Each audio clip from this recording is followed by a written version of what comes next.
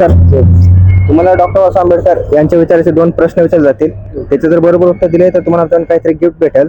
तर तुमचा पहिला प्रश्न आहे, डॉक्टर बाबासाहेब आंबेडकर यांची जयंती किती तारखेला असते? 14 एप्रिलला.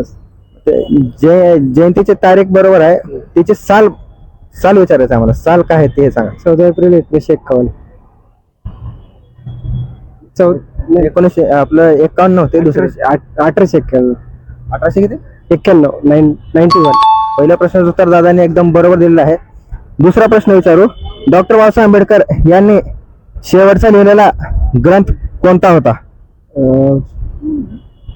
नाही, मला त्यांचं मूकनायक हे वृत्तपत्र माहिती आहे. शेवट त्यांनी लिहिलेलं चालू केलेलं ग्रंथ नाही मला, फक्त मूकपत्र माहिती आहे मला. त्यांचं मूकनायक म्हणून त्यांनी हे केलेलं होतं. हा प्रश्न आहे, डॉक्टर बाबासाहेब आंबेडकर यांचा जन्म 14 एप्रिलला झाला, तर आम्हाला त्याची साल जाणून घ्यायचे.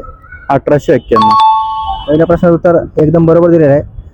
दुसरा प्रश्न आहे, भारतीय संविधानात उद्देशिकेची सुरुवात कोणत्या शब्दाने होते? आम्ही भारताचे लोक. दोन्ही प्रश्नाचे उत्तर दादांनी एकदम बरोबर दिलेले आहे. दादासाठी आपण एक गिफ्ट देऊ. जय भीम. जय भीम.